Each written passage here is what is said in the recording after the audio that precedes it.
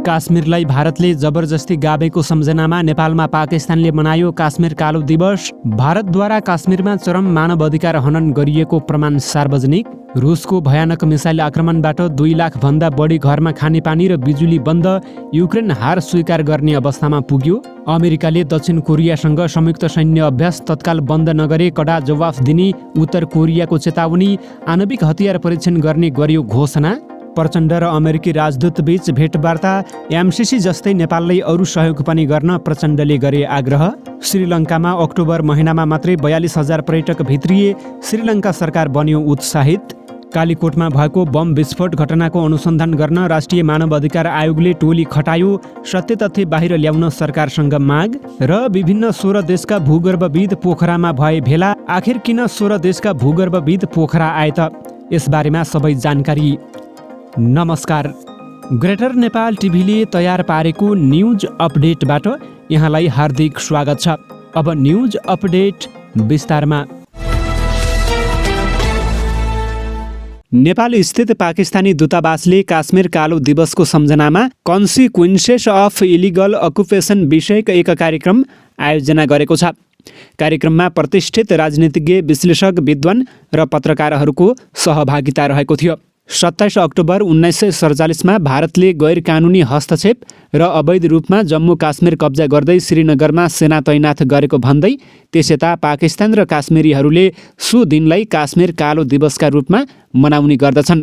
कार्यक्रममा नेपाल स्थित पाकिस्तानी राजदूतावासमा उपस्थितहरूलाई पाकिस्तानका राष्ट्रपति, प्रधानमन्त्री र परराष्ट्र मन्त्रीले दिएको सन्देश पढेर सुनाइएको थियो। आफ्नो सन्देशमा राष्ट्रपति आरिफ अल्वीले आत्मनिर्णयको अधिकारको लागि न्यायसङ्गत सङ्घर्षमा काश्मीरीहरूलाई उनीहरूको लचिलोपनामा श्रद्धाञ्जली अर्पण गरेको र भारतद्वारा अवैध रूपमा कब्जा गरिएको जम्मू र काश्मीरमा भारतीय राज्य, आतंकवाद, मानवाधिकार उल्लङ्घन र काश्मीरी जनतालाई आर्थिक, राजनीतिक र भूमि अधिकारको जनसङ्ख्याकी परिवर्तनबाट वञ्चित गर्न अवैध र एकपक्षीय कार्यहरू गरेको सन्देश पठाएका थिए।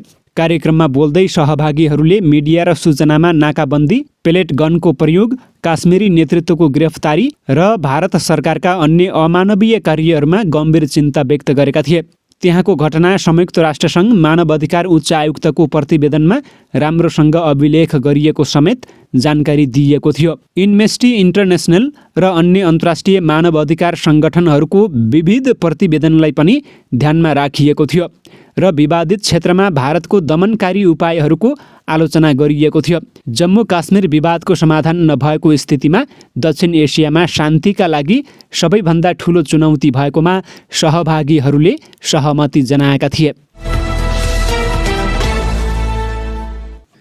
रुसको मिसाइल आक्रमणपछि युक्रेनको राजधानी कियभमा खानेपानी सङ्कट चुलिएको छ। पानी वितरण प्रणाली ध्वस्त भएपछि राजधानीका अधिकांश मानिस पानीको लाइनमा बस्नु परेको अधिकारीहरूले जनाएका छन्। कियभका मेयरले राजधानीका 40% जनसङ्ख्याको पानी प्रणाली ध्वस्त भएको बताएका छन्। तर उपभोक्ताले भने 80% सम्म घरमा पानी आउन बन्द भएको बताएका छन्। उक्त ऊर्जा प्रणालीमा भएको क्षेपणास्त्र आक्रमणबाट राजधानी कियभका 2,70,000 घरमा विद्युत सेवा समेत अवरुद्ध भएको छ। देशभर भएको आक्रमणमा 13 जना घाइते भएको जनाइएको छ। रुसले युक्रेनको सैन्य नियन्त्रण र ऊर्जा प्रणाली लक्षित आक्रमण थालिएको र त्यसमा सफल भएको बताएको छ। युक्रेनी सैनिकले रुसले हिजो मात्रै 45 देखि 55 वटा शक्तिशाली मिसाइल प्रहार गरेको जनाएको छ। करिब 10 महिनादेखि युक्रेनमाथि आक्रमण गरिरहेको रुसले पछिल्लो समय ऊर्जा, खानेपानी लगायत अत्यावश्यकीय क्षेत्रलाई निशाना बनाइरहेको छ। उत्तर कोरियाले अमेरिकालाई दक्षिण कोरियासँगको संयुक्त सैन्य अभ्यास बन्द नगरे कडा जवाफ दिने चेतावनी दिएको छ। हिजो मङ्गलबारदेखि सुरु भएको अमेरिका र दक्षिण कोरियाको 5 दिने संयुक्त हवाई सैन्य अभ्यासप्रति आपत्ति जनाउँदै उत्तर कोरियाले कडा जवाफ दिने चेतावनी दिएको बीबीसीले जनाएको छ। यदि अमेरिकाले लगातार गम्भीर सैन्य उत्तेजना जारी राख्यो भने उत्तर कोरियाले थप शक्तिशाली आणविक परीक्षणहरू गर्नेछ, उत्तर कोरियाको विदेश मन्त्रालयले एक विज्ञप्तिमा भनेको छ। अमेरिका र दक्षिण कोरियाले युद्ध अभ्यासहरू बन्द नगरेमा सबै नतिजाको जिम्मेवारी उनीहरूले नै लिनुपर्ने उत्तर कोरियाले चेतावनी दिएको छ। दुई देशले सैन्य अभ्यास गर्ने योजना बनाएदेखि नै उत्तर कोरियाले पनि मिसाइलहरू परीक्षण गरिरहेको छ। यस्तै 2017 पछि उसले पहिलो आणविक हतियार परीक्षणको तयारी गरिरहेको खुफिया एजेन्सीले दाबी गरेका छन्। अक्टोबरको सुरुमा अमेरिकाले आफ्नो आणविक शक्ति सञ्चालित अमेरिकी युद्ध विमानवाहक रोनाल्ड रेगनलाई कोरियाली प्रायद्वीप नजिक तैनाथ गरेपछि तनाव बढ्दै गएको छ। भारतको पश्चिमी राज्य गुजरातमा पैदल यात्रु हिँड्ने झोलुङ्गे पुल चुँडिँदा मानिसहरू नदीमा खसेपछि उद्धार कार्य सुरु भयो। तर अब कसैलाई पनि जीवित पाउने आशा कमजोर हुँदै जाँदा उद्धार कार्य पनि ढिलो बनेको छ। अधिकारीहरूका अनुसार कम्तीमा 141 जनाको मृत्यु भएको छ। तीमध्ये धेरैजसो बालबालिका, महिला र वृद्धहरू रहेका छन्। झन्डै 1.5 दशक पुरानो मोरबी सहर स्थित उक्त पुल मर्मतपछि 1 हप्ता अगाडि मात्र सर्वसाधारणका लागि खुल्ला गरिएको थियो। यो पर्यटकका निम्ति आकर्षकको केन्द्र रहँदै आएको थियो। नेकपा माओवादी केन्द्रका अध्यक्ष एवं पूर्व प्रधानमन्त्री पुष्पकमल दाहाल प्रचण्डसँग नेपालका लागि संयुक्त राज्य अमेरिकाका नवनियुक्त राजदूत डिन थम्पसनले शिष्टाचार भेटवार्ता गरेका छन्। सो भेटवार्तामा दुई देशबीचको सम्बन्ध, नेपाली राजनीति र आर्थिक विकासका बारेमा छलफल भएको अध्यक्ष प्रचण्डको सचिवालयले जनाएको छ। भेटमा प्रचण्डले नेपालको विकासमा अमेरिका र अमेरिकी जनताले गर्दै आएको सहयोग र खेलेको भूमिका सराहनीय रहेको बताएका छन्। उक्त अवसरमा राजदूत थम्पसनले नेपालको दिगो र समावेशी आर्थिक विकास लक्ष्य हासिल गर्न आफूहरूको सहयोग निरन्तर रहने विश्वास दिएका छन्। उनले 75 वर्षदेखिको नेपाल अमेरिकी सम्बन्धले आफ्नो कार्यकालमा झनै उचाइ लिने विश्वास व्यक्त गरेका छन्। श्रीलङ्कामा अक्टोबर महिनामा 42,000 भन्दा बढी पर्यटक प्रवेश गरेका छन्। यो सँगै यस वर्ष हालसम्मको कुल पर्यटकको सङ्ख्या 5,68,000 नाघेको देशको पर्यटन प्राधिकरणको तथ्याङ्कले मङ्गलबार सार्वजनिक गरेको छ। पर्यटनमा सबैभन्दा बढी विदेशी मुद्रा आर्जन गर्ने दक्षिण एसियाली देश श्रीलङ्काले सन् 2030 सम्ममा कम्तीमा 10 लाख पर्यटक भित्र्याउने अपेक्षा गरेको पर्यटन विकास प्राधिकरणले जनाएको छ। यदि यो सफल भयो भने श्रीलङ्काले पर्यटन क्षेत्रबाट 1.8 अर्ब अमेरिकी डलर प्राप्त गर्ने अपेक्षा गरिएको छ। पर्यटन मन्त्री हरिन फर्नान्डले फिफा विश्वकपका लागि कतार जानेहरूका लागि कोलम्बोलाई ट्रान्जिट पोइन्टको रूपमा प्रवर्धन गर्ने उद्देश्यले काम भइरहेको बताएका छन्।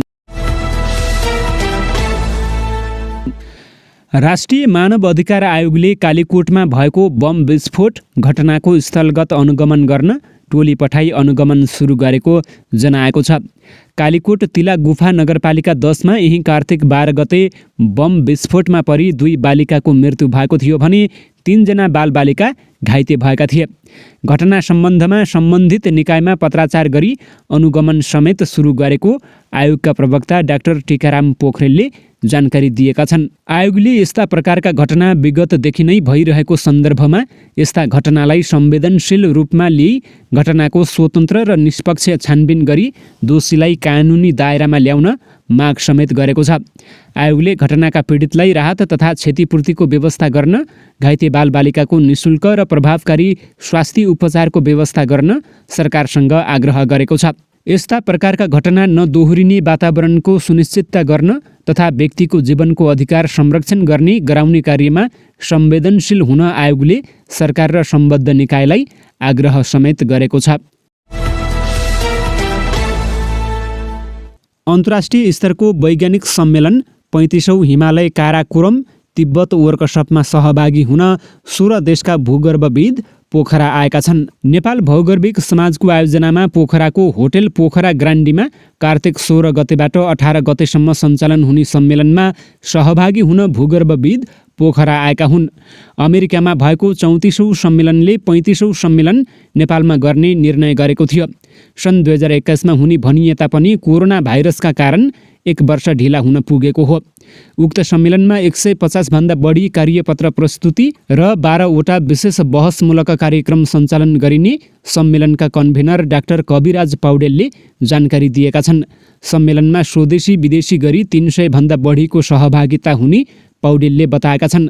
यस्ता अन्तर्राष्ट्रिय स्तरको सम्मेलनले नेपालको विज्ञान प्रविधिको क्षेत्रमा विकास हुनुको साथै नेपालको समग्र पर्यटन क्षेत्रमा समेत टेवा पुग्ने विश्वास लिएको कन्भेनर पौडेलले उल्लेख गरेका छन्। सम्मेलनले भूविज्ञान र इन्जिनियरिङ क्षेत्रका विशेषज्ञहरू, वैज्ञानिकहरू, अनुसन्धानकर्ताहरू, शिक्षाविद, नीति निर्माता, विद्यार्थी र पेशागत समुदायका व्यक्तित्वहरूबीच नवीनतम ज्ञान, विज्ञान र प्रविधिका मौलिकताका बारेमा विचार आदान प्रदान हुने लक्ष्य राखिएको उनले बताएका छन्। सन् 1985 बेलायतको लेस्टर विश्वविद्यालयमा हिमालय क्षेत्रका वैज्ञानिक अनुसन्धानमा संलग्न विश्वभरका भूवैज्ञानिकहरू जम्मा भई पहिलो पटक हिमालय कार्यशाला गोष्ठी सम्पन्न गरेका थिए।